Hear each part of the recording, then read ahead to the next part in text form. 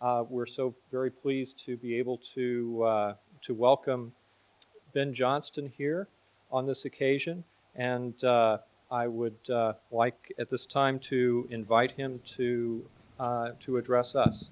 Thank you. Who am I and why am I here? Fair questions. Take the first in its obvious relevant meaning. I am a composer of microtonal music who has been convinced since my early teen years, when I became seriously interested in music, that it was being tuned wrongly. My approach to what I call extended just intonation is in many ways not much like that of Harry Partch, with whom I worked as an apprentice, as soon after I encountered the first edition of his book, Genesis of a Music, as I could arrange it, with his active help and that of his sharer in a Guggenheim Fellowship, Lauriston Marshall. My preparation for life and for music was almost as unconventional as Harry's, but utterly different, since he grew up in southern Arizona, very near to Mexico, and I grew up in Macon, Georgia. His parents were apostate missionaries to China, while my father was managing editor of the Macon Telegraph.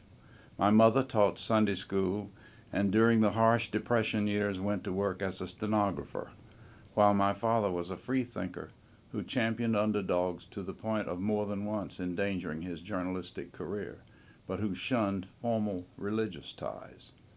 I learned a great deal from both of them, and much of it was not easy to reconcile. I learned to talk before I could walk with any efficiency at all. I had my father's intellect and my mother's emotional intensity. This combination, plus very poor physical coordination, spelled trouble with neighborhood children from a very young age, and I became a hyperactive overachiever at school to compensate for that conflict. My maternal grandmother lived with us during my childhood years, and it was she who recognized the musical talent in me. So I had piano lessons during my childhood, but never took them much to heart. I used to get the teacher to play me teaching pieces she wanted me to choose from, and I would memorize them by ear and then go home and learn to play them without really using the score. As a result, I never during those years learned how to read music. I understood all the theory of notation, but not how to use it. At school, where the only music offered was group singing, I was thought to have a very poor ear because the tunes we sang were much too high for me to sing, and yet not high enough for me to sing an octave lower. My sister, who later became a teacher of mathematics, was 5 years younger than me, so we were not close. This changed during our adult years, but we did not live near to each other. During her last years, we became very strong friends. The experiences of adolescence and post-adolescence were full of conflicts. I did not know how to resolve, but after living in the midst of World War II, military service, Navy, and following that a year or so of working as a piano player in an Iowa Territory dance band, years which included a stormy but brief failed marriage, I tried with my father's help to set my life back on the track it had been on. This, of course, is never an effective answer. What it really taught me was that failure is part of life, and the important thing is allowing it to help you find out more about who you are and what you might begin to build on that basis. One of the most important differences between Harry and me was that, unlike him, I had no desire to jettison European musical traditions and practices. I was fully aware that the intonation aims Genesis of a Music proposes undermine on a basic level the kind of tuning compromises, temperaments, made in European music since the emergence of a kind of music based upon constant use of instruments, particularly keyboard instruments. But my resolution of this contradiction eventually amounted to a kind of revisionism, asking the provocative question, what might European music have been like had the idea of temperament been rejected as it had been centuries earlier in China? Coming from a part of the USA where opportunities to hear, let alone to study, live concert music were rare, I felt challenged to make up for this lack. I was keenly aware that I was entering a highly competitive world by a back door. What I had in common with Harry was a keen sense of independent aim, not the same aim, but an equally revolutionary one. When I succeeded in the mid-50s in getting him to the University of Illinois under the auspices of the Festival of Contemporary Art and with help from the Fromm Foundation, he, of course, went his own way and fairly soon rejected my points of view. I busied myself trying to establish myself as a serious composer, well up on current developments both in the USA and in Europe. When I was ready to pursue in actual performance practice my unconventional tuning aims, I was hoping to do so using the newly emergent electronic music techniques. LeJaron Hiller had just succeeded in starting up an electronic music studio at the University of Illinois. I had been working in musicology with the idea of perhaps getting a doctoral level degree, so I was very much aware of research in medieval and Renaissance music. I decided to give up the degree aim and gamble on building a compositional career. I put all these disparate aims together and applied for and got a Guggenheim Fellowship. The support of Lauriston Marshall was undoubtedly a factor in my getting the grant.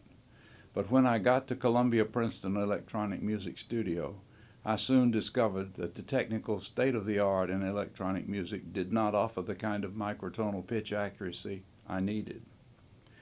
I had met John Cage in 1951 during my first year in Urbana-Champaign. He gave his lecture on composing music by chance techniques based on the Chinese Yi Jing. It created a sensation, but the only people who went backstage after the lecture were John Garvey, head of the music committee for the Festival of Contemporary Arts, which had invited John Cage to lecture there, and my wife Betty and me. We all went to Betty's in my apartment for coffee, and that was the beginning of a long and rich relationship. I was working 1/3 time in the dance division of Women's Physical Education as their accompanist and supervisor of collaborations between composers and choreographers. I used to tell people who reacted to seeing 1/3 time Women's Physical Education on my ID card that I was a towel attendant. Within 2 years, partly through the dance division's Margaret Erlanger's intense interest in having Merce Cunningham and Company on campus, and partly through LeJaron Hiller's arranging with John Cage to present the first public electronic music concert in the Western Hemisphere. All those people, including David Tudor and M.C. Richards, were on campus for several days. This led indirectly to a grant inviting Merce Cunningham to spend a year, though he was intermittently returning to New York City to keep his company going there, at the University of Illinois. While in Champaign-Urbana, he used Betty's and my attic as a bedroom and became a good family friend, getting to know our daughter Sybil and son Ross. This in turn led to his commissioning me to write Gambit for Dancers and Orchestra. So when plans for the year at Columbia-Princeton proved unworkable as planned, John and Merce stepped in to help. John chided me for not asking his support and advice on applying for the Guggenheim, pointing out that at New School for Social Research I could have undertaken the project I had originally hoped to carry out. But now, he advised, I could not change plans because of the intense uptown-downtown rivalry. As an alternative, he offered me a lesson each month at his studio just north of New Jersey on the west side of the Hudson. I gratefully accepted, spending the year learning what I could about electronic music from Luning and Usachevsky and working on my own music with John as teacher critic. He left my aims and techniques basically unchanged, but made the most penetrating and really helpful criticisms anyone, not excepting Darius Milhaud, had ever given me. This was particularly valuable in relation to 9 Variations, my first string quartet, which was premiered in New York during that fall, 1959. I asked him if he wanted me to try to compose in his way, and he said he thought I had found my own individual direction, which he would help me to find a way to realize. I asked him why he had taken an interest in me, since I thought my own music conventional by comparison to his. He told me it was my decision to work with Harry Partch that had impressed him, and not because he felt related to Partch's music. It came to a time when I knew I had to make plans for going on with my intended research in tuning mostly without electronic aids. John Cage pointed out to me that since I felt neither adequate nor motivated to build instruments, as Harry Partch had done, and since the most I had been able to achieve by working during the Guggenheim year at Columbia-Princeton Electronic Music Studio was a familiarity with the then state-of-the-art in American electronic music, there was only one course left to me, to try to achieve the tuning results I was seeking with ordinary players playing on traditional instruments. He helped me to prepare myself as much as I could to undertake that. Another enormous assist was given me by Luning Andusachevsky, who wrote urging the School of Music at the University of Illinois to take me full-time into their teaching program as a composer. This they did, and I returned to a very different teaching situation, one which did indeed offer the possibilities I needed for experimental work. There was another aspect to this.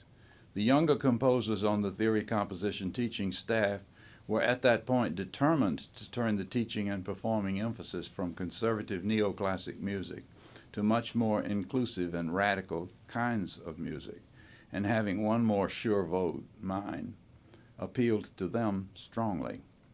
When I returned, I was offered by the chairman of the School of Music the chairmanship of the Music Planning Committee for the Festival of Contemporary Arts.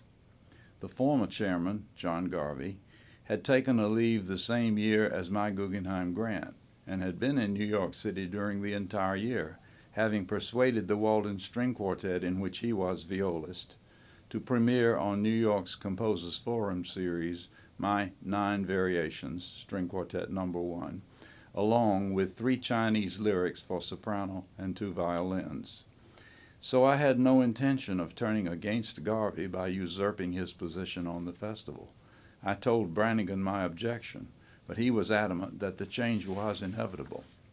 We compromised, and I agreed to take the position if I could put Garvey on the committee. In return, Brannigan promised a greatly expanded budget allotment. In the process of carrying this out, I found that the only way I could prevent Garvey from blocking every significant change of policy was to enlarge the committee and outnumber him. I got permission to do this, and thus began my initiation into university politics. I kept this position for 4 years, after which time I turned over the chairmanship to Jack McKenzie, who later became Dean of Fine Arts at the university. My policy had been to bring about as much as possible direct contact with all major new music trends in Europe as well as in the USA. A very large number of composers of major significance were invited to the campus, causing major controversy and change. During all this time, and several years beyond, Harry Partch was on campus, though not at all uninterruptedly, and Garvey was his principal conductor. It was also during this time that Garvey built the University of Illinois Jazz Band into a very successful touring organization. During this time and for a long time after, the Theory Composition Division adopted the policy that all composers taught both theory and composition, enabling us to hire a much greater variety of composers and teachers, while avoiding the split between the two fields so characteristic of most universities. The richness of variety was, of course, as much a source of controversy and rivalry as it was a source of educational enrichment. My first efforts at composing music intended to be played in just intonation were small ensemble pieces involving very few players. I tried to use a variety of choices of instrument, only realizing bit by bit how very complex the problem is for players of wind instruments.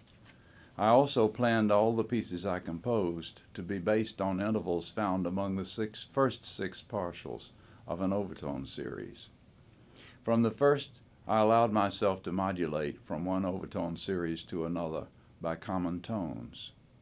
Because of the subtlety, intricacy, and unfamiliarity of the pitch patterns, I tried consciously to keep all other musical demands at the simplest level. What I found, to my frustration, was that as soon as players realized that this was in most respects very simple music, they gave it very little rehearsal attention and compromised the pitch relations in the same way they had been conditioned to treat conventionally tuned concert music. Slowly, I began to realize that I would have to cultivate a kind of music that very obviously and audibly posed major performance demands in order to attract only the best and most dedicated players. I also realized that retuning a piano in complex, just-tuned relationships would be a sure way of guaranteeing pitch accuracy. I was given an old baby grand piano, otherwise ready to be discarded, and the sporadic but dependable help of one of the school's piano tuners, who found what I was doing baffling but rather fascinating. Only very gradually did I begin to realize the extent of the inharmonicity of the piano's wrapped metallic strings in its lower register, with the basic compromise that necessitated no matter how one might tune the strings. Another problem was the use of three strings tuned in unison for the higher registers. More and more this situation seemed to me symbolic of the human condition. One may aim at perfection, but to get even a bit closer to it involves being ruthlessly aware of the resistance and the imperfection of our raw materials, body, mind, habitual behavior. This painful process struck me as significant material for art. I was approaching a symbiotic relation between my wish to grow as a person and my musical compositions. Many of the colleagues and collaborators I had worked with in the years prior to my decision to pursue just tuning were frustrated with my new aims and no longer wanted to work with me. One of the most valuable experiences of my first years at UIUC was the experience of George Hunter's Collegium Musicum. I wanted very much to sing in the chorus, and I knew my ear was much more than amply good enough, but my vocal control and timbre were not adequate to the very high standards George set. So my participation in his work was mainly as audience member and supporter. But George took a lively interest in my music and was one of my first participating supporters.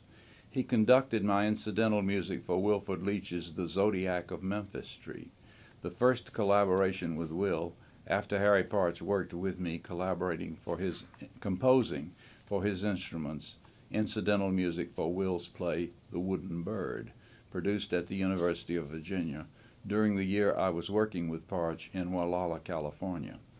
When Will decided to attend University of Illinois after his year of military service in El Paso, Texas, part of the aim was that we would collaborate on a musical theater works.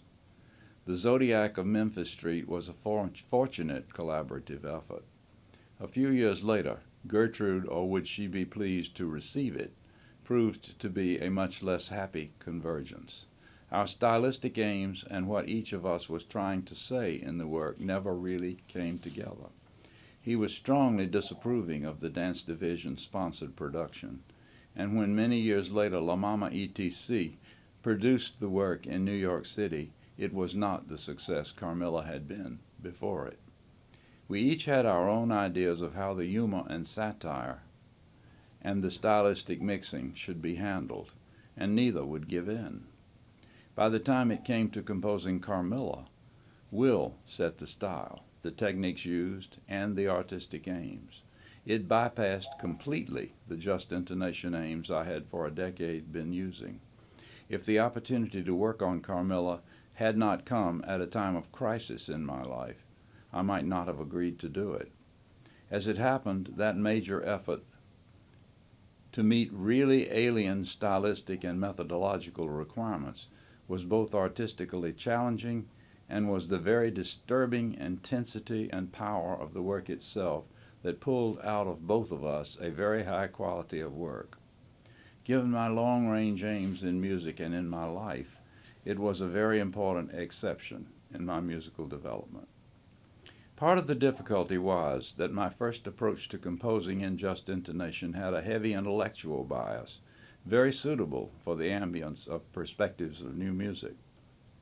I already had the intuition that in the long run the ideas and the musical practices my best works pointed toward were not really compatible with that bias any more than with the bias of Stockhausen or that of Boulez. Part of my interest in these and others among the De Raya contributors was because each had a very high standard of excellence and a powerful ability to lead. My attitude was that of a voracious student, but one who had no intention of being subordinated to any of these influences. I wanted there to be no significant missing ingredients in the mix I gradually made of all this. When I was first approached by Edward Cohn to do an article on my approach to microtonality for Perspectives of New Music, my first effort bypassed as fully as I could manage the kind of high-flown intellectual jargon the magazine was known for. I was trying to say in ordinary language what I wanted to say, not addressing other specialists merely. Ed was startled by the sample and insisted immediately that I accommodate to the style of the magazine. Not wishing to fight City Hall, I gave in. Scalar order as a compositional resource, which is Milton Babbitt's title, was the result. By the end of the 60s decade, I had come much closer to an attitude that became explicit in the early 70s. I was tired of composing music that was heard only on concerts attended almost solely by other composers. The prelude to this was the performance of my first string quartet, 9 Variations by the La Salle Quartet in Cincinnati, Ohio. It was the sole contemporary work on a program that featured Mozart and Schubert, and the audience, which responded well to all the works not excepting mine, was not an audience of specialists in new music. The difference, not only in quality of response, but also in sincerity of reaction, was a lesson I could not ignore again. The La Salle Quartet commissioned me to compose a new quartet for them. String Quartet No. 2 was that piece. I completed it during the last push to finish Sonata for Microtonal Piano in the fall of 1964. I knew right away that this work was a breakthrough. But the La Salle Quartet rejected the work categorically as not falling within the purview of style and methodology they considered acceptable. That rebuke became almost a pattern, as later works of mine often were carried to successful completion by performing groups quite other than the ones who commissioned them. I have given this phenomenon a lot of thought, and I am quite sure it has been the result of my asking something new of myself each time I compose, so that the work which attracted a commission did not resemble closely the work that fulfilled that commission. At the same time, I was seeking a reconciliation in my compositions between serial techniques and modulatory just intonation. Another aspect to my music was emerging. This was directly related to Ward Swingle and the first Swingle Singers. Ward had been my first composition student when, during the first year of graduate study at Cincinnati Conservatory of Music, an administrative policy change suddenly required all graduate majors to have a minor in composition. Since there was not a chance the small number of composition faculty could cover this requirement, all composition majors were pressed into service to teach composition, and the piano major, Ward Swingle, became my student. Since his earlier experience included singing and arranging in a backup vocal group behind soloist Keely Smith when she was featured singer in Louis Prima's dance band, we decided Ward's composition efforts could begin in the familiar ground of that kind of arranging. As a side activity during a Fulbright grant year renewed the following year to Paris, France, Ward joined with a small a cappella group of singers to amuse themselves and others by scat singing such hallowed classics as J.S. Bach. This became the very popular and successful original Swingle Singers. Ward and I kept in touch, and eventually he asked me if I would compose or arrange a piece for the group. I very much admired, and still do, the extended stylistic scope of the Swingle Singers, stretching from complex avant-garde large-scale works with Luciano Berio to the pop side of their activity. So when I set to work, I evoked for myself the image and example of Erik Satie.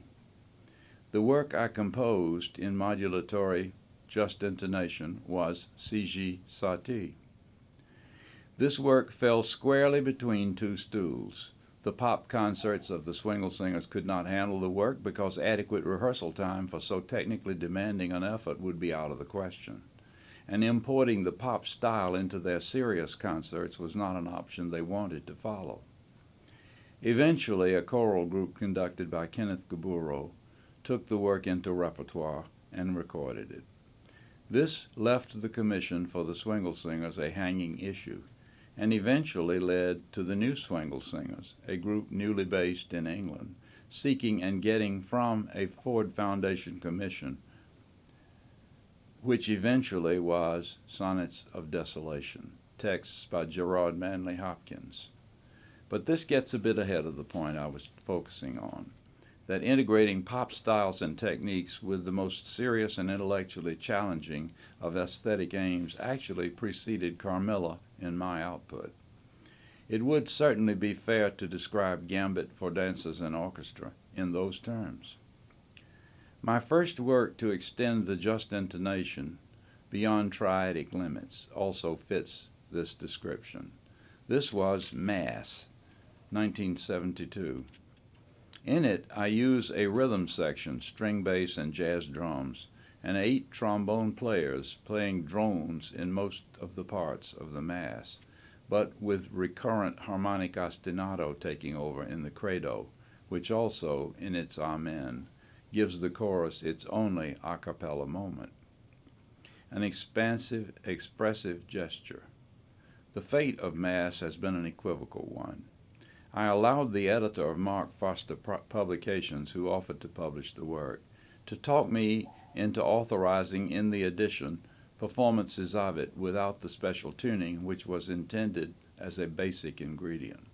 It proved to be a popular work, but deprived of the basic ethos I intended it to have. It has even been used by unsympathetic critics to argue that the whole fuss over just tuning is mere hoopla. I very much wanted to reach critics to argue that the whole fuss. I very much wanted to reach a large and non-specialized audience with this work, but not at the cost of hypocrisy. It taught me a valuable lesson. Flexibility is only a virtue if it carefully avoids compromise. The intended extension of tuning beyond triads involves using the 7th partial of an overtone series to tune certain minor sevenths in the modal settings, rather than the usual tuning, a perfect fifth plus a minor third. This tuning difference is almost a quarter tone. It is 49 cents. So both melody and harmony are very audibly changed by the accurate tuning of these intervals, because the ear accepts just tuned intervals as even more consonant than their tempered non-equivalents.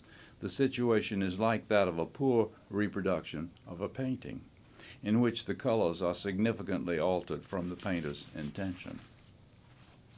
In tandem with my intention to reach a wider and less specialized audience, I wanted to enlarge the tuning horizon in my music at least somewhat beyond the limits Harry Partch had opened up in his music. Also, I was determined to generalize the tuning concepts that Partch had introduced, so that no composer would be bound either by the limits the design of ordinary musical instruments imposes, or by the new but also restricting limits imposed by Partch's own instruments. The use of pitch patterns in Partch's works, composed for his ensemble of plectra and percussion instruments from his Gate 5 period onward, shows a tendency to rely much more on the patterns of pitches most convenient given the design of the instruments than to microtonally precise pitch patterns that underlay the design of those instruments, such as they are described in Genesis of a Music.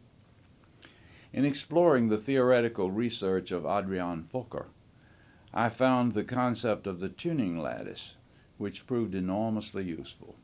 I did not like the decision of Fokker and those composers who adopted his ideas into their compositional techniques to adopt a tempered scale with 31 tones, since any tempered scale involves near and not so near approximations of just intervals.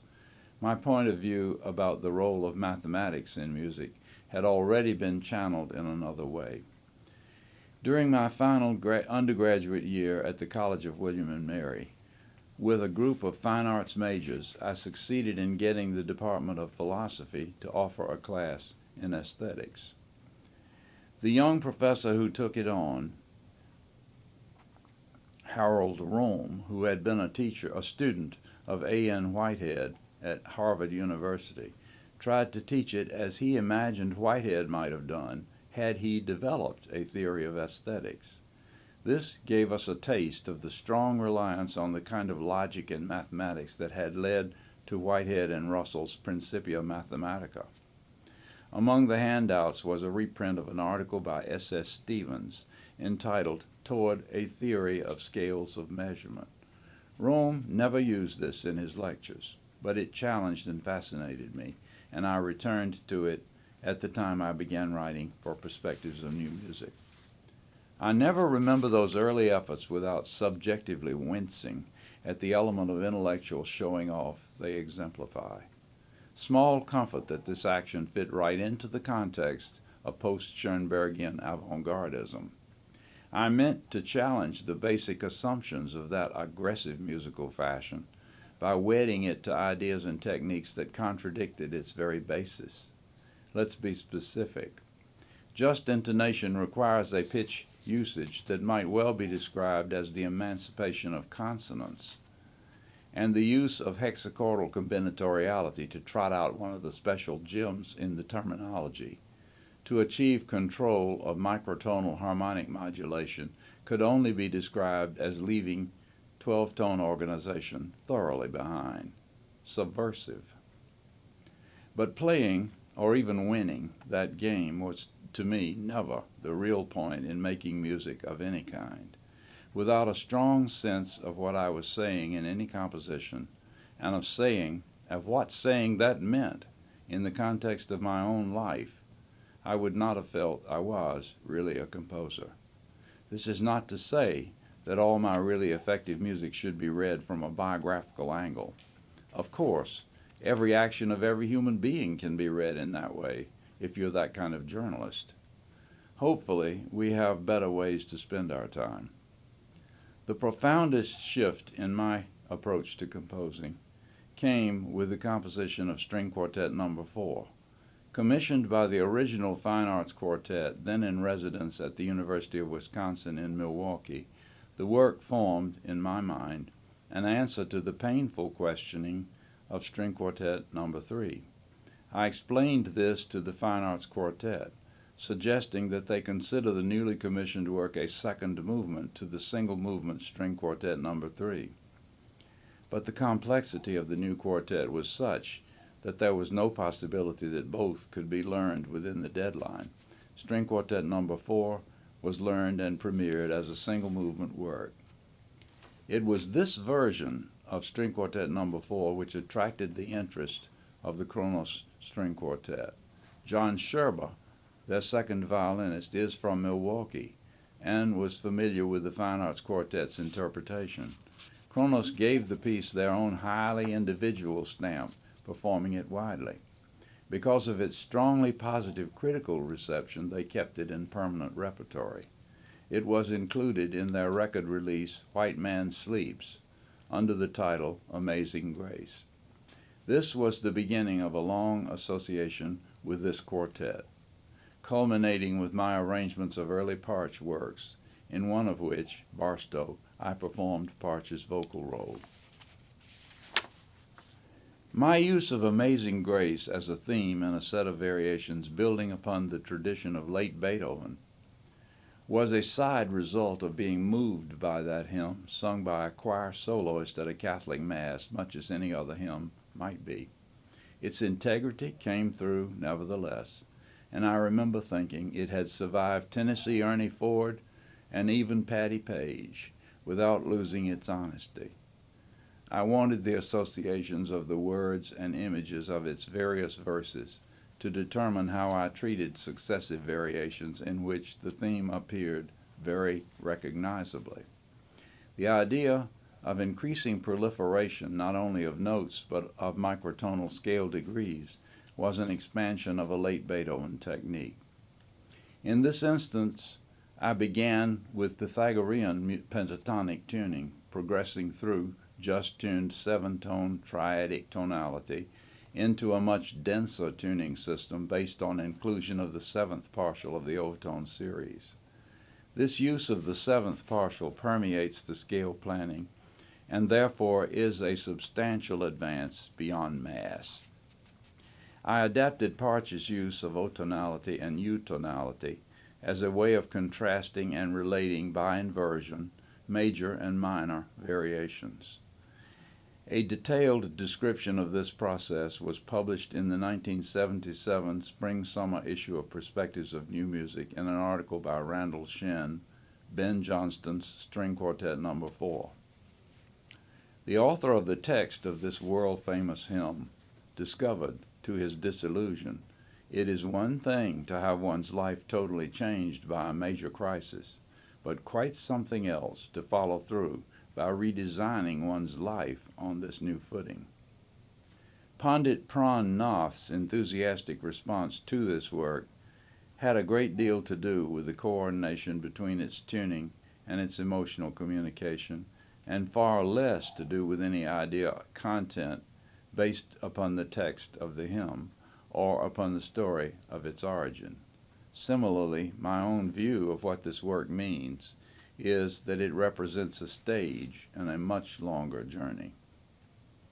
Suite for microtonal piano is the second of two major works for retuned piano, the first being Sonata for Microtonal Piano, Grindal music. But whereas the sonata presents a paradoxical juxtaposing of contradictory kinds of order, the suite offers several ways, different, to view a single systematic way of tuning. The emphasis is on different modal and gestural ways to explore a higher octave of the overtone series. In only one movement, the central one of five, is the audible logic of the tuning thwarted by the imposition of unrelated kinds of ordering, recalling in an even more upsetting way the world of the microtonal sonata. In the way movements 1, 2, 4, and 5 of the Suite for Microtonal Piano treat the scalar materials, there is much in common with the raga music of India, in particular North Indian music.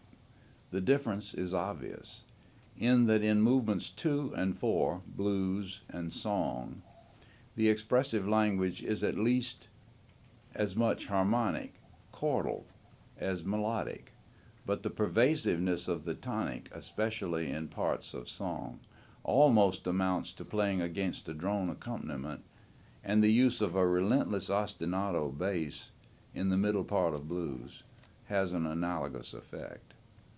The rhythmic drive of each of the movements is different, but each has its own version of rhythmic challenge to both listener and performer. In Etude, Johnston was publicly accused by the pianist of plagiarism when the piece was played at a festival in Nice in 1982.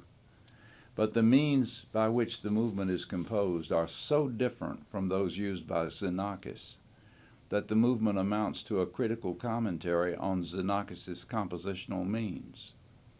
This should be viewed with the same lens as George Rochberg's deliberate assumption of other composers' styles and gestures and techniques, or, even more to the point, some of John Zorn's compositions, which consist wholly of juxtapositions of fragments from already existing music by other composers. From the time in the mid-50s, when the Walden String Quartet premiered Elliott Carter's first string quartet, a major step in the direction of organizing musical rhythms in what Carter called metrical modulation, I found the parallel to Partch's ratio tuning to be fascinating and worth careful exploration. Carter was not interested in treating pitch in this way, probably for the obvious reason that a revolution in rhythmic performance practice was quite enough to ask of performers without adding in the problems of a new system of tuning the music. I found the connecting link, intriguingly enough, in a writing of Karl-Heinz Stockhausen, How Time Passes in Die Reihe, where he pointed out in Pursuit of Musik ganz organisiert that human perception of sound was organizable on three different rhythmic levels: ordinary countable rhythm, macro rhythm, which is the proportions of time lengths between phrases, sections, and movements of a composition, and micro rhythm, the rhythms of pitch and timbre vibrations. The use of macro rhythm as a basic organizing device can be found in compositions of Krzysztof Penderecki from the 50s and 60s. But one would have to be blind or blinded not to realize that this awareness of large-scale proportions was a major concern in the first Viennese school of composers, but notably in the works of Mozart and Haydn. It was the S.S. Stevens article already mentioned in this context that helped me to realize that not all parameters capable of quantitative organization could be organized by the same kind of scale of measurement. The lower levels of scalar organization inevitably play an important part in no matter whose compositions, whether systematically or not, and the highest, subtlest of all, ratio scale, has, in Western concert music, been the most neglected. Concepts deriving from it have long been much in use, for instance, consonance and dissonance. But one would have to specify implied consonance and dissonance, a marvelously clear example of German ersatz thinking. It doesn't have to be real if you can't tell it's fake. By now, of course, such thinking is far more typical of our own culture, especially our production of food. When I decided in the early 60s to take the set of ratio relations controlling the pitches I had used in a 5-limit just intonation setting of Shakespeare's A Sea Dirge, full fathom 5 thy father lies, and convert them into a set of metrical modulations, I was making the structural plan for Knocking Piece. The later decision to have two percussionists play this pattern by making what seems to many people to be an assault upon a grand piano had originally to do with using this event theatrically in a play by Wilfrid Leach, based upon the same story that underlays Stravinsky's L'Histoire du Soldat. The incident would have provided music for a scene in which the anti-hero returns in a dream to the house where he was born, but cannot get in no matter how much he pounds. Leach was not willing to use this approach for his production, and so the music became an independent composition, one which caused a considerable amount of controversy over a number of years.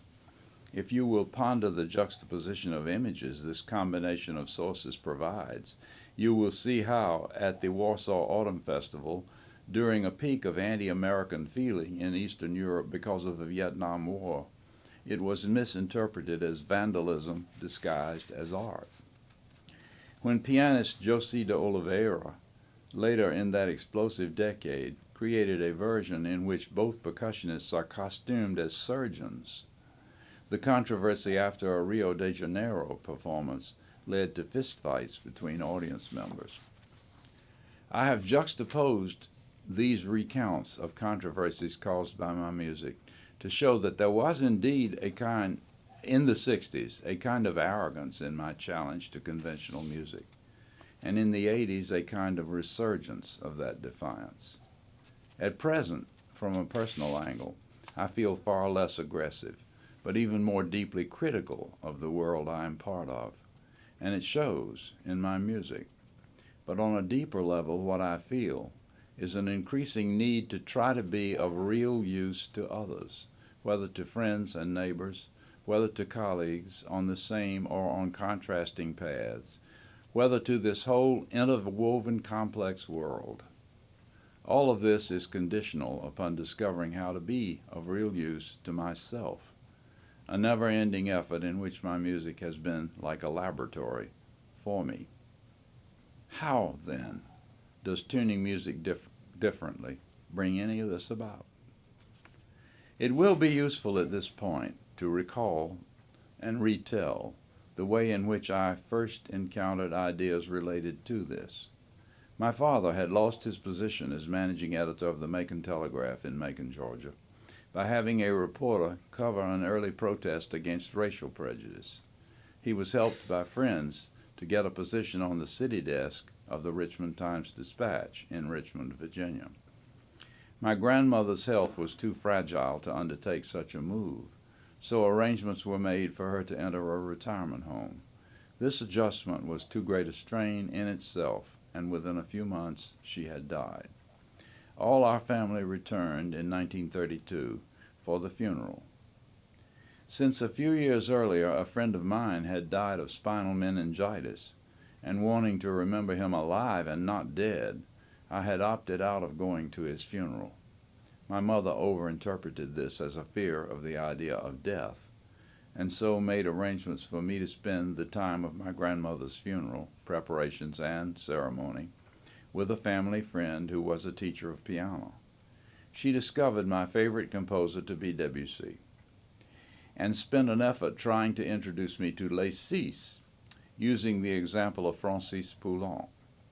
I responded to all this with lively interest.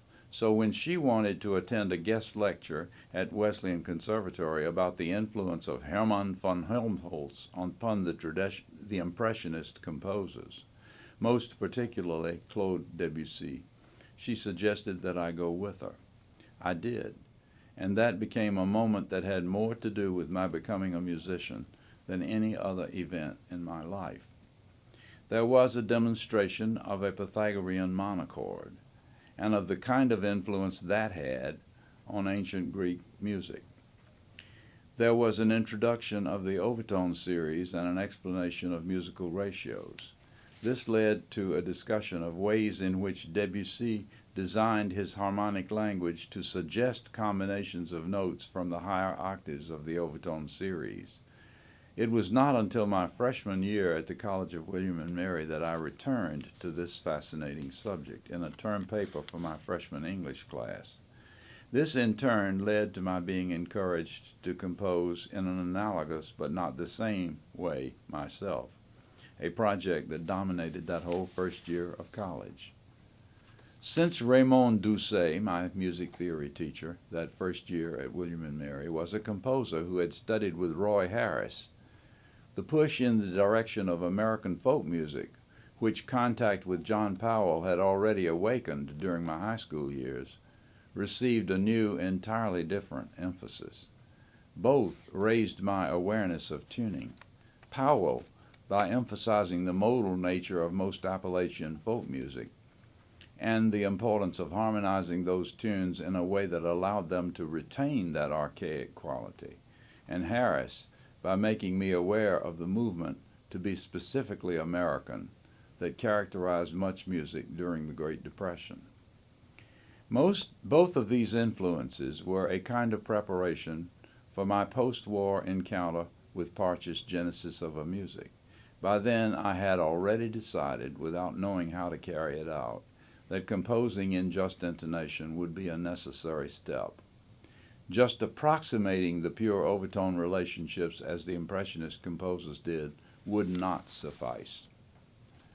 The reason string quartets provide the best insight into the real innovations in my work is that the control of pitch as one plays is much more accessible to the performers than with keyboard or with fretted instruments, and the design of the instruments is not biased in favor of the tempered tuning, as is the case with woodwinds and with most brasses, the slide trombone being the notable exception. There are ways to adapt most of these instruments, but so much depends upon the individual instrument and upon the individual player that I have opted in works since the early 70s to make my tuning intentions as clear as possible with the notation of extended just intonation, and trust to the performer to discover ways to achieve these pitch results. It will not be a surprise to hear me say that with excellent, committed performers, the results can be excellent, while with mediocre, poorly motivated players, they are apt to be poor to mediocre. Given the choice between a superb but uncommitted player and a less spectacular but dedicated performer, I do not hesitate to prefer the latter. Another circumstance needs to be considered. Most string quartets, because of the rich available repertory, rehearse and perform together over relatively long time periods, so that rehearsal time for a new work is not usurped in adjusting to each other as an ensemble, as it typically is with ad hoc groups. This makes possible a high level of precision and maturity in works they undertake.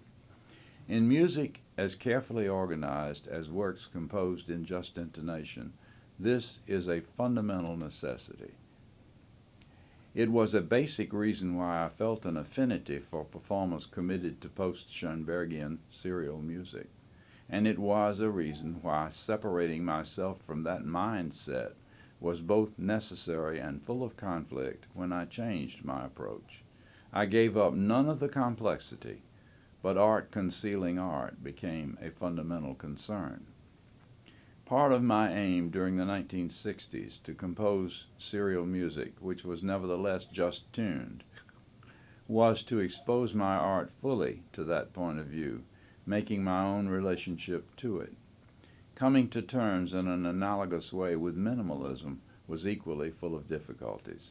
The first work in which this became a large factor was String Quartet No. 6. My sixth string quartet, a Naumburg Prize commission, was an effort to draw together in one composition all the varied approaches to composing in just intonation which I had been exploring. It did that quite thoroughly, but its organization was achieved primarily by means of intellectual planning, though a symbolic intent was present from its inception. The result did not satisfy me, even though great care was taken both by me and by the New World Quartet. It represented a less ambitious exploration of extended just intonation than String Quartet No. 5, which, because of its complexity, remained unperformed until 3 years after the premiere in 1980 of String Quartet No. 6. Minimalist elements and techniques appear in both works, in tandem with other ways of composing, but much more pervasively in String Quartet No. 5. Because of the formal scheme, a systematic borrowed directly from symbolist poet Stéphane Mallarmé's famous untranslatable poem, L'après-midi d'un faune.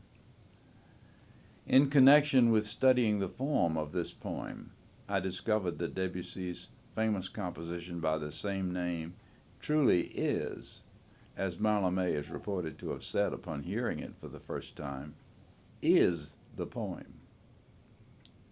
I decided to employ an exactly similar formal scheme, but my work concerns an effort to understand the process of dying before experiencing it, rather than an effort to remember an erotic encounter.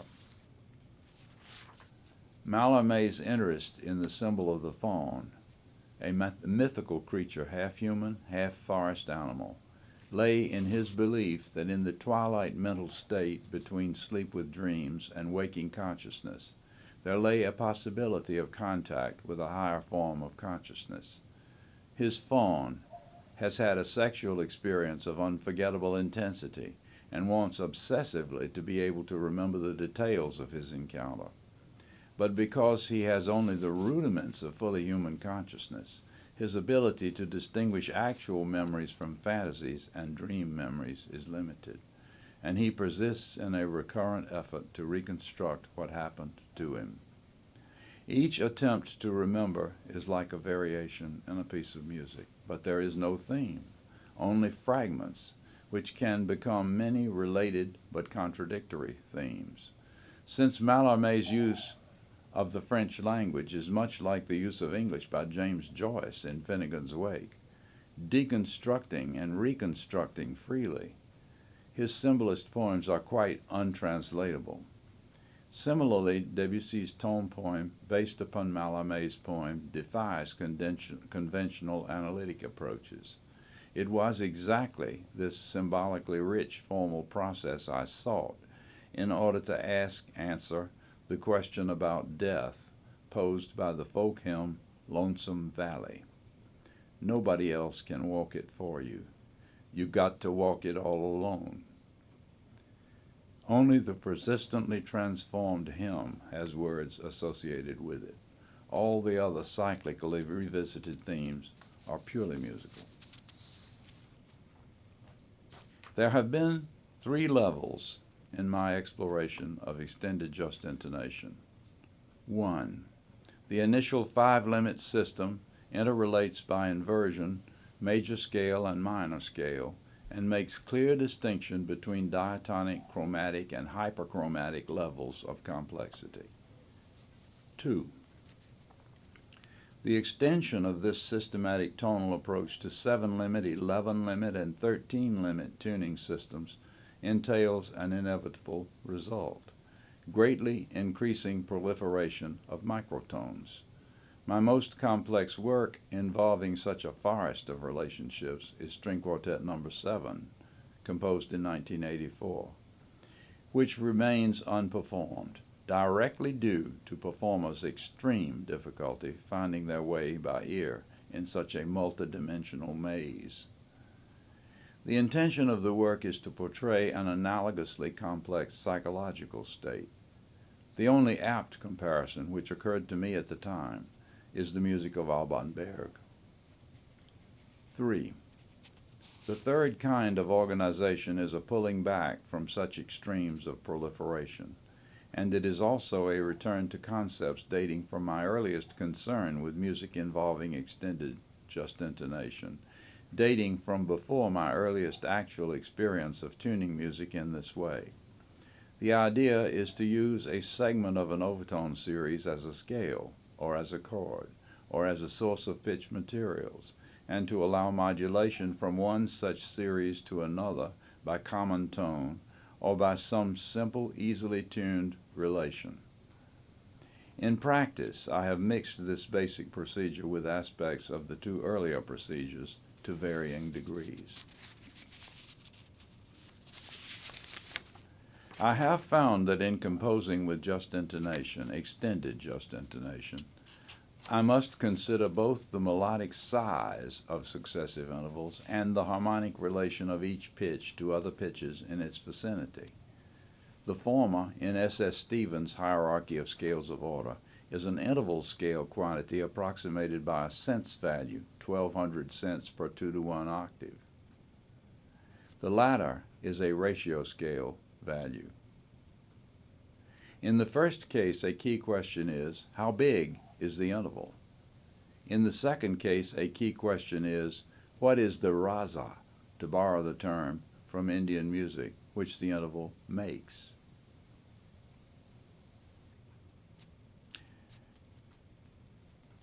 It is possible to use one's active imagination to hear such unfamiliar sizes of intervals, but it is even more valuable to try them out, especially if you can check yourself by, for example, a MIDI program that accurately measures very fine interval differences. And it is equally, if not more valuable, to experience unfamiliar razas rather than to guess at them, if your MIDI program is sufficiently subtle. I have worked with ensembles using such MIDI realized rehearsal CDs, and the best I have encountered is a program developed by Andreas Stefik. The aim is not simply to achieve a machine-like conditioned accuracy, but rather to use the MIDI to discover by ear the emotional meaning of the music. Translating these insights into words is an iffy process at best, but I have found that symbols analogous to those described in my discussion of Mallarmé can help performers to find an interpretation that is both more communicative and more uniquely their own. In more recent works, I have been attempting to ask myself and to answer in my compositions such questions as, what would the music of Ars Nova and subsequent Renaissance polyphonic music have been like if not only sharps and flats, but also the microtonal interval of the syntonic comma had been a conscious and deliberate part of a composer's palette? That one I tackled in the first movement of String Quartet No. 9. In its third movement, the question was, what if Beethoven had been observing just such niceties in composing a slow movement for a string quartet? Would the result have been audibly different, and in what way? This took me into a George Rochbergian look at the first Viennese classical school, but one which placed tuning in a fundamental role, or, to ask the question, in the second movement of String Quartet No. 10, how would a Bach chaconne sound if the composer had used Partch's O-tonality and U-tonality in place of major and minor scales? But in all such cases, my primary concern was that the resulting music speak at least as directly to its listeners as its historic originals. As I emerged from an extended period of immersing myself in working actively with players in rehearsals, focusing on the problems of performance practice in various kinds of extended just intonation, I begin to have a strong sense of the rasa of various unfamiliar pitch ratios and of the complex rasa of combinations of these. This enables me to compose both more freely and also more expressively in, for instance, setting some of the intense poetry of the Sufi Jalaluddin Rumi, using the translation by Coleman Barks. There are two such works so far: Parable for voice, violin, and clarinet, composed for Charles Yaski, and The Tavern, a song cycle for voice and retunable guitar, composed for John Schneider. In the University of Illinois book presenting my writings over the years, Maximum Clarity and Other Writings, there appears for the first time an in-depth presentation of my notation system for extended just intonation. I am profoundly grateful to Judith McCullough and Bob Gilmore, who, in their capacity as editors, insisted that this was the time for me to draw all this together. I am poignantly reminded of Peter Yates, who urged me not long before his death to write a clear exposition of this complex subject. I did not feel adequate to the task at the time, but it gives me a sense of closure to know that now it has been done.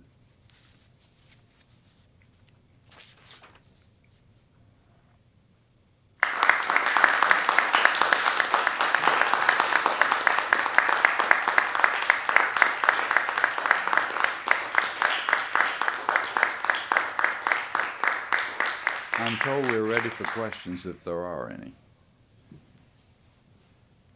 Please. Yes. Go ahead.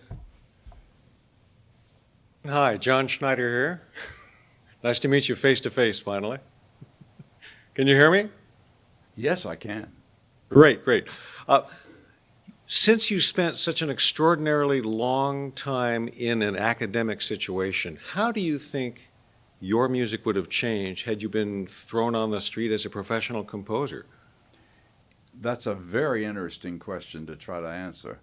I can't really say because it didn't happen. But aside from that, it would certainly have forced me to realize the problems that performers have much sooner than I, in fact, had to do it. And to realize that you can't always have the equivalent of the kind of quartet that Schoenberg had when he did the first time work with an American quartet. And the number of rehearsals, the amount of dedication, is very, very great. And I have been lucky in the sense that not realizing how unlikely such collaborations are, I went ahead and did it anyway. And what would have happened, I don't know, but it would have been very interesting. The other aspect to it would have been that I would have been able to meet and to exchange ideas much more than I have been with other composers and with performers of all kinds. Now, I had a very good situation at the University of Illinois on account of the fact that they wanted to devote money to bringing those people there. People like Boulez, for example. And it was difficult to get close to them, obviously, when they are the honored guest and one is just a colleague of the rest of the school. But at the same time, it was not entirely impossible. On the other hand, once I did actually meet Boulez, and this was in the context of IRCOM, it was equally hard to reach because his whole background was so different from mine. His whole aim was so different from mine that there was almost more adjustment in order to reach some kind of common ground than there was common ground. I'm wondering also, one other question.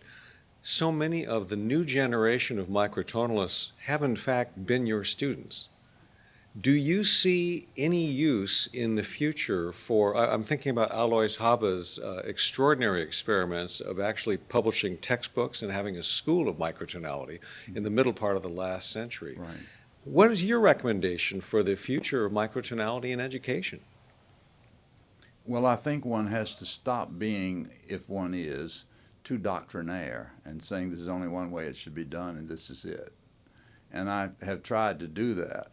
I didn't do that all through the years. I was quite as much in opposition to other microtonalists as I ever was to composers who never heard of microtonality and didn't care whether they did or not. And that, I think, is not productive. It wastes all kinds of energy, mostly emotional, in ways that don't have anything to do with art. Yeah. Somebody else want to have a go? A few people coming up to the microphone to ask questions, so it'll take a few seconds for transitions. Hi, Ben. David Doty here. Hi, David. I wanted to ask you if you'd go into a little more detail about the problems, the successes and failures of conveying to musicians in general and string players in particular about what was wanted in terms of pitch and what methods you found that have been most successful to achieving the results that you wanted.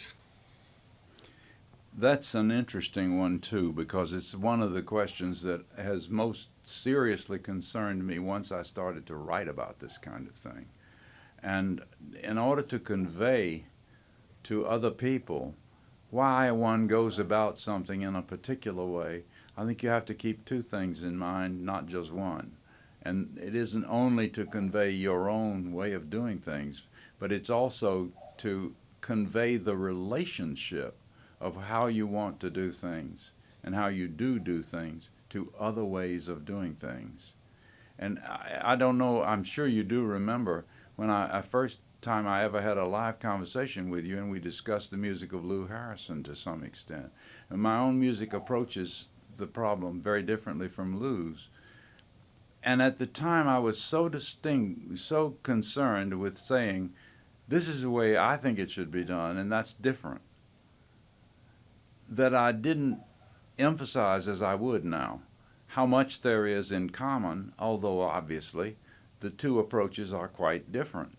His is based much more upon the whole idea of the Pacific Ring culture of musics, and mine is based, again, on an American-European kind of linkage. But it all adds up to the same thing in the long run if you go far enough. And my only regret is that it took me a long time to start to go that far. And that may be this loner thing, which happens very easily to people who take a very independent path.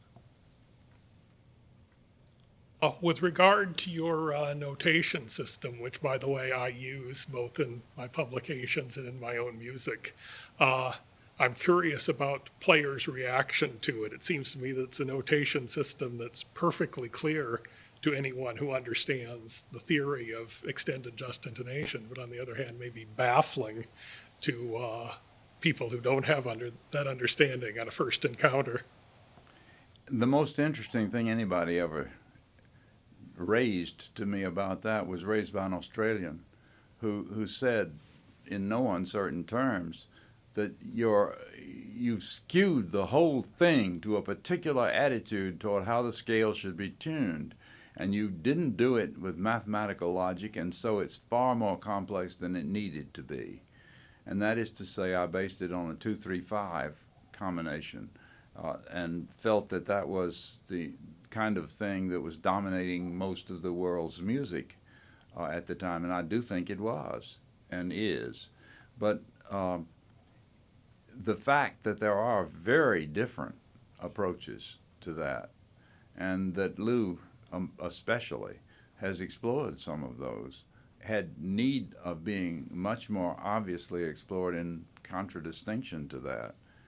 And I would say that if I had it to do all over again right at this point, I would do it differently.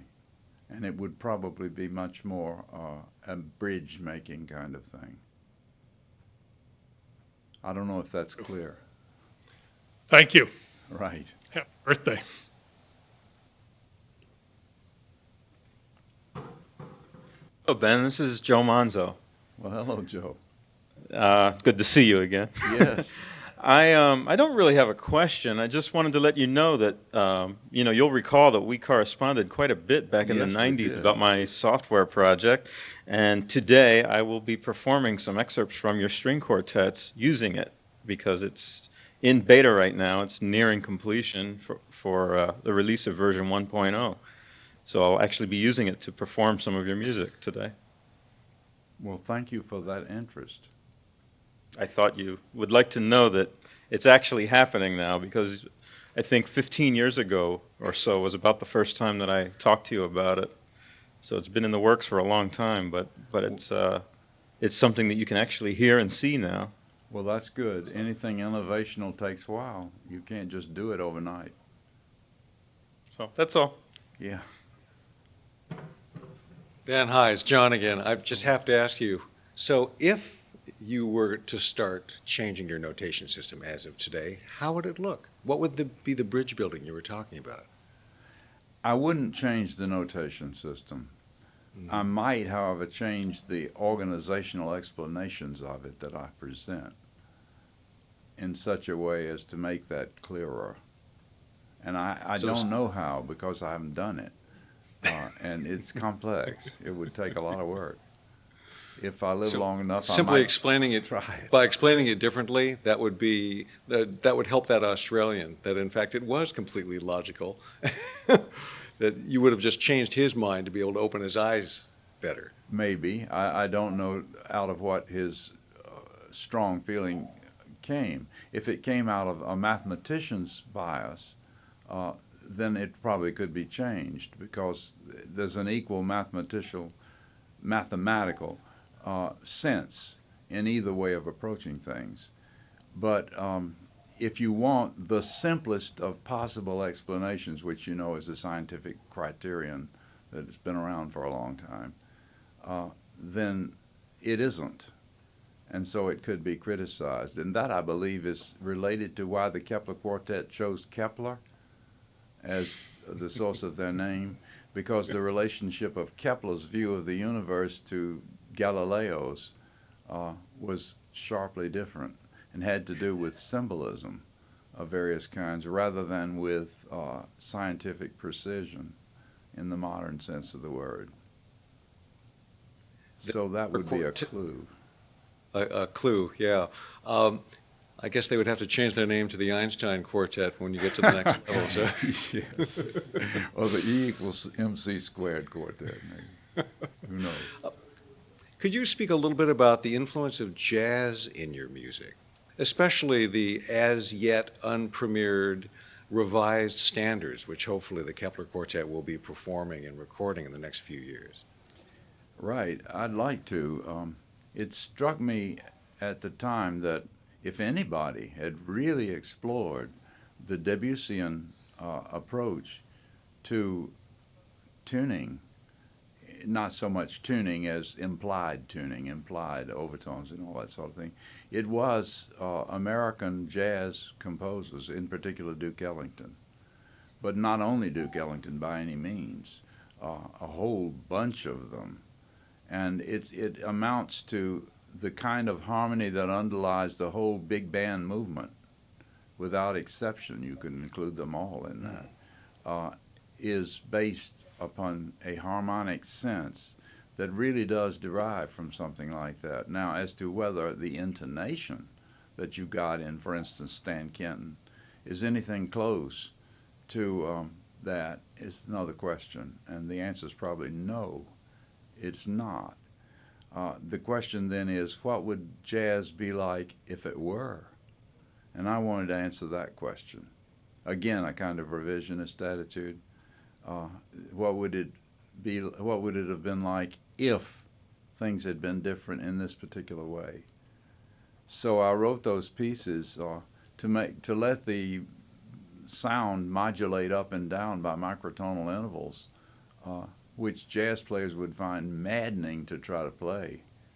So therefore I use string quartet, where it's not quite so maddening, although it's maddening enough.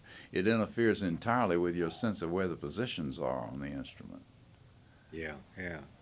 Well, I think of Eric Dolphy running the overtone series, and even there's, quite a few players have. Right, particularly Eric Dolphy, yes. But you also remind me of a wonderful picture I ran across recently. In the early 1960s, Stan Kenton and his lead trumpeter spent an afternoon with Harry Partch. I don't know if you've ever saw that photograph. But I heard that happened. I wish I could have been there. I wish I could have been there. Could you speak for just a minute about what it was like to be one of Harry Partch's performers? Because what so few people realize is that you're the diamond marimba player on some of those intrusions back in 1950 up in Wallala. What were those recording sessions like?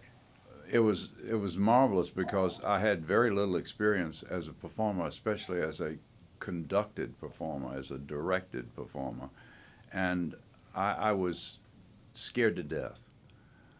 It was hard as hell, shall we say, but it was wonderful because it was so hard, and I was challenged to try to do it the way he wanted, and at the same time to bring to it something that I felt in myself, whatever that was. And I succeeded in a few cases, and in other cases listening to the things I don't think I did, really. And partly it's because I just didn't have the kind of mallet technique that was needed for certain of those things. Similarly, vocally, while I did one that was never recorded on record because the balance was so bad and there was no correcting it, was my performance of one of his pieces based on the God's Lonely Man, it's called. And it's... Dark Brother? Yes, Dark Brother. Yeah. And I think I did it right, but more right than anybody I've ever heard do Partch. But at the same time, the balance was bad, and my playing of the kithara was not what you want. I mean, it was okay, but not so hot, you know. No control of the timbre. Your arrangements of Partch's music for string quartet unleash all sorts of tempests and mini teacups throughout the country and the world. When you look back at that now, do you feel that was a good move? Was that political in the sense of you're trying to show that the string quartet was a viable medium for tuning? No, that is, I wasn't thinking about it in that way, but I quickly began to realize that I had to be dealing with quartets that would stick their neck out and try these things and really try to do it. It was very interesting with the Composers Quartet. They learned my quartet because they had had it recommended to them very highly, and it had been invited to a festival on which it was being featured with them as the performers, and so they made themselves do it. But in the doing of it, they realized they were not able to do it right, and that bothered them a lot. So they came to rehearse, and I went to the rehearsal, and they said, "Listen to us first, and then we'll talk." So I listened to them, and I was sort of let down, and I may have shown it in my face, I don't know. But we sat around for a few minutes, and then I said, basically, it's a convincing performance, but if we have time, can we work some more on the intonation? And they immediately said, "We want to learn this piece the way it ought to be, but we can't possibly do it for this concert. Do you want us to cancel, or do you want us to play it as it is?" We decided to go ahead as it is for the performance, because it was a local performance in a fairly small Midwest city, and not a performance even in Chicago, and certainly not in New York. And in other words, it would not be thought of as by very many people as the model for that. And then they said, "Well, we'll eventually learn this piece as it should be." And they did, and they premiered it in New York. What microtonal music have you heard that interests you? A lot. And a lot more as time goes on, too. I mean, I don't think, as some people try to say, that it had its heyday for a while and now it's not the way to go. I don't believe that. I think there are some excellent things going on. It's just that they haven't reached wide public recognition yet. If you want to take the things that have reached wide public recognition, then you could say we've reached a kind of stasis. Things have sort of gone dry, maybe a little bit. Difficult moment. I would like to suggest that these recordings of your string quartets is really going to help change that. Well, that would be nice. I feel really that my function may well be primarily to galvanize people to a kind of effort that they might not have wanted to do if I didn't make some kind of stand about it. And that's sort of what my life has been as a composer. It's a little bit hard to say that. I don't mean it in a vain way, really, either. I only mean that I didn't give up, although there were times when I sure felt like it. You know, as I said somewhere during the talk, that a lot of it is failure. And understanding what you learn from failure is every bit as much an important thing as from when it works. And I think my biggest failures were as performer with the Kronos Quartet. Because Right. I knew what I was trying to do, but I just couldn't bring it off. Are they continuing to tour that piece? Yes, they are, but it's with David Barron as soloist, and David is a professional singer, among other things. And he's in tune? Hmm? And he's in tune? Yeah, very much so. Well, David came to see me and said, "I want you to give me your harshest criticism of what I'm trying to do because I feel scared about this." And I did.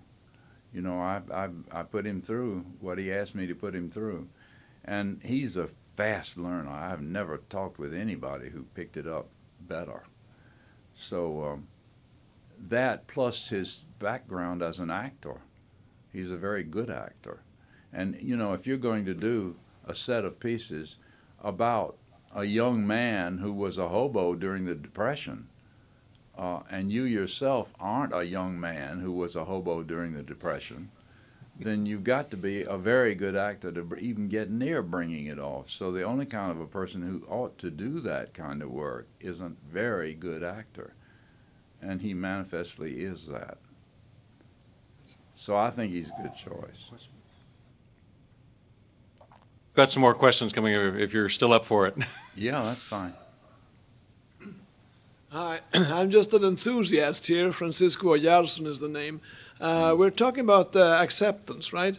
And you have pointed out the difficulty of performing these things.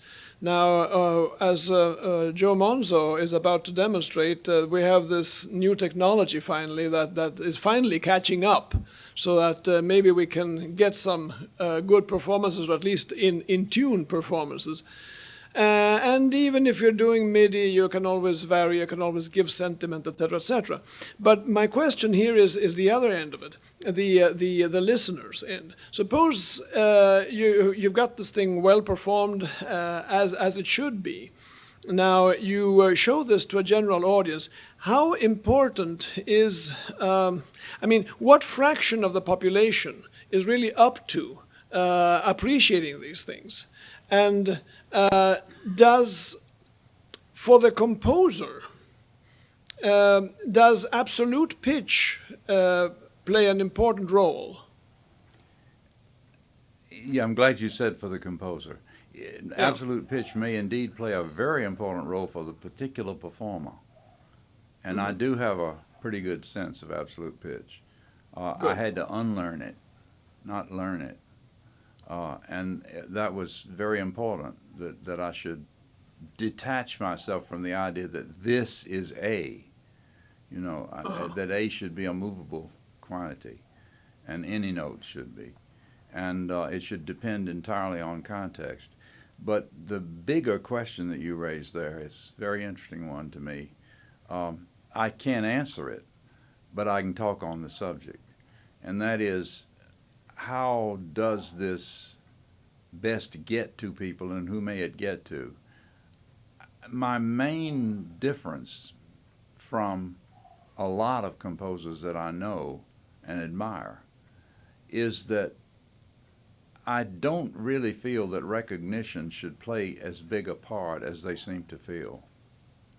And if your aim is to be recognized, fame and all that, then you get one type of result. If your aim is something else, as I feel my basic aim is, then fame is almost a liability, because it tends to mean that people expect a certain thing of you. And if you don't continue to deliver that thing, they say, oh, he's slipping, or something like that. And it may not be that at all. I've changed my direction often enough, and with just that kind of criticism, to know very well what I'm saying. But I don't care, because my basic aim is not to use music in that way as a build-up for me, for my ego. What I want is to use music to learn how to live better. And so I'm using music symbolically to teach myself something that I may be able to apply as a person. And that, it seems to me, is a better way to arrange things from a human standpoint than the other way.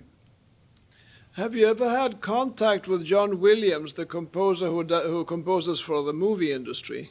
No, but I certainly do think that his music is pretty fascinating, and I would say I'm very admiring of what he's doing. I wouldn't do it myself, and he is an example of a composer who has a tremendous sense of the theatrical meaning of whatever it is he does.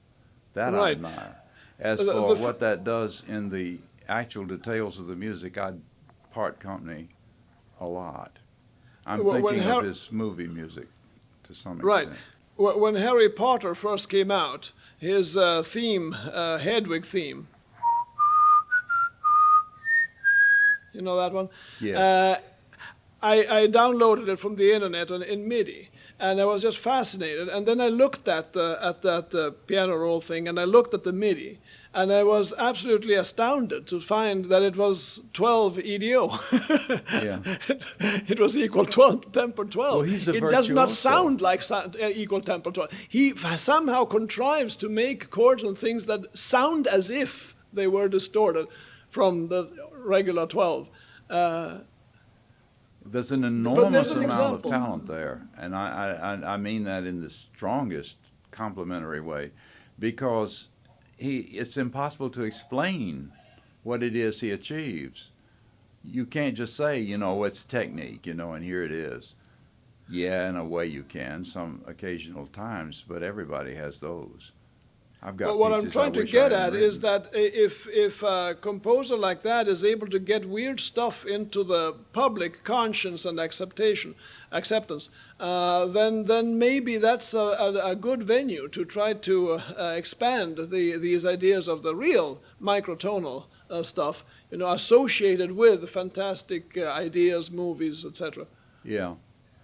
Well, my feeling is that when you're trying to symbolize something really transcendental, something that really goes beyond ordinary human experience, as in some of his films he errs a little bit on the Hollywood side. Right. Yeah.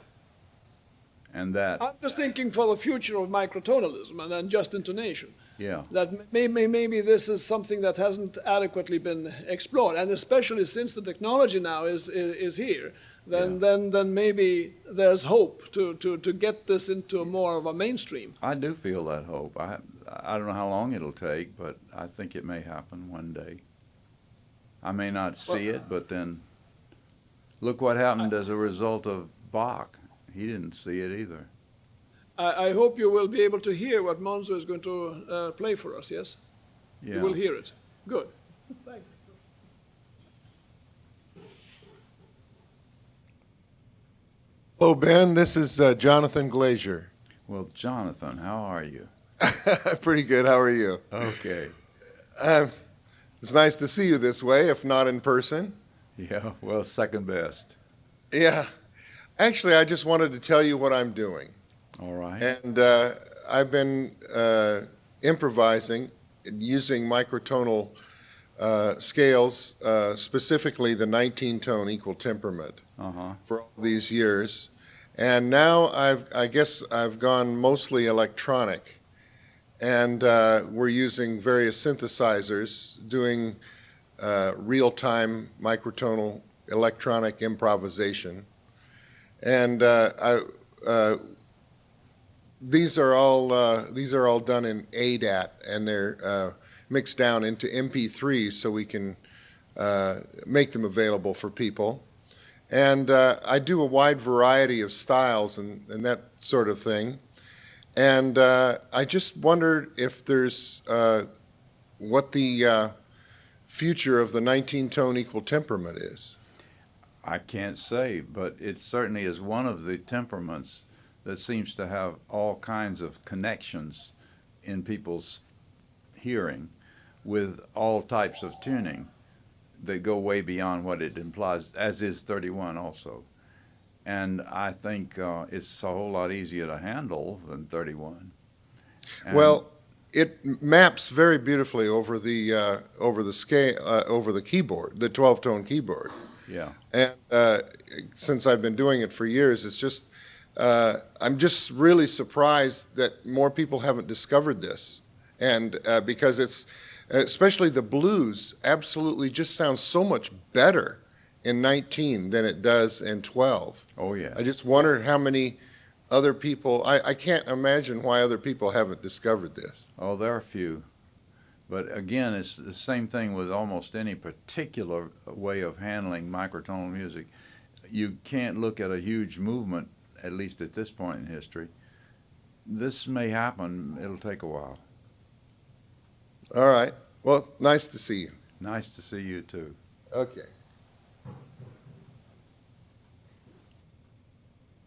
Ben, I'm John Chalmers, and Well. I have to say I'm not a composer. I'm a microtonal fan. We've had some Yes, we have. correspondence in the past, and must say I've been a fan of Microtonality since I was in high school myself. And a couple of just minor points I wanted to say, other than congratulating you on your 80th birthday. Well, thank you. The only microtonal film composer, well, Irv Wilson managed to get a little bit of his instruments in some Hollywood films. I think Clute has a couple of passages in 22. And Stephen James Taylor has also done some microtonal commercial work, although it doesn't sound typically Hollywood, obviously. Yeah. So I think there is some hope it'll break out of sort of one sees self-imposed signs ghetto. of it. Yeah, yeah.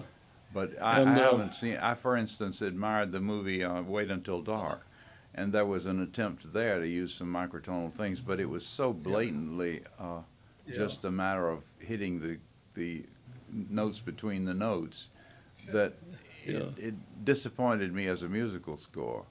But it was an opportunity that was not all that badly missed, just the same. Yeah.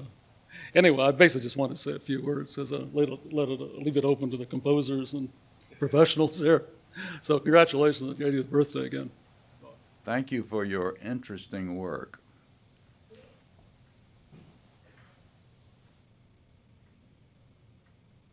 I'm Bill Alvis, and I wanted to say once again what a pleasure it is to be able to talk with you this way. I had a question in your presentation. You spoke about the paradoxical combinations of different types of ordering in your piano sonata.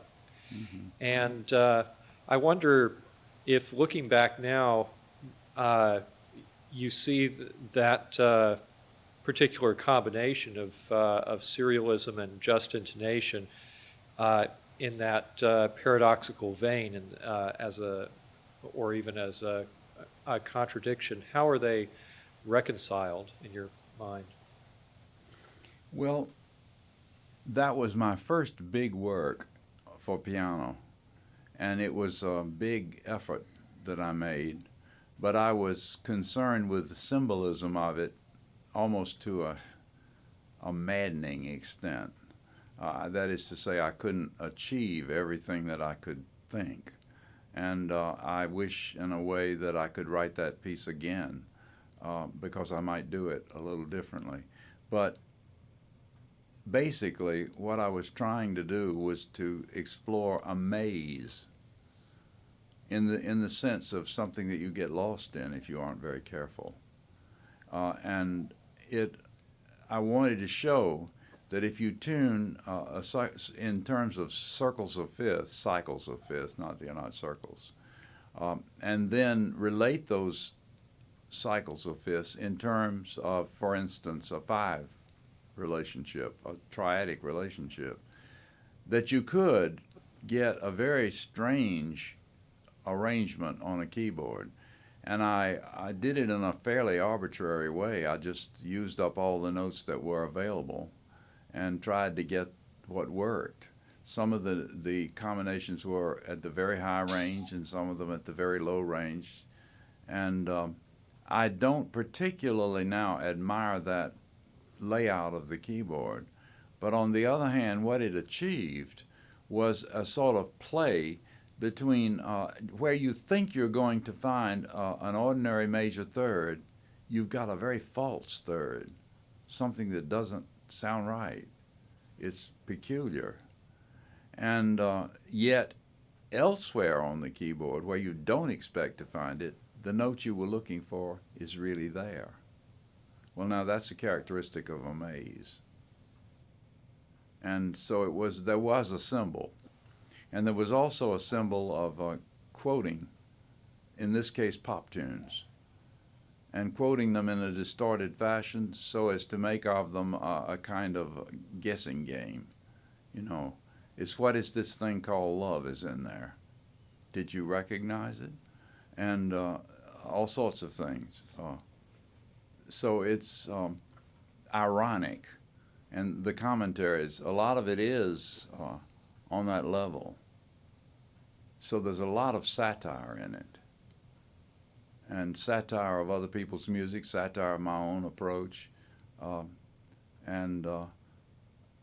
There's almost never, except right at certain climactic points, does it become a deadly serious, straight-ahead kind of piece. Very much. Do we have other people who'd like to speak, ask questions? So much for appearing here today. We have, it has been a tremendous pleasure for us to have you here. I'm so glad that this worked out. And I'd like to have everyone join me in thanking you for appearing today. Thank you for inviting me.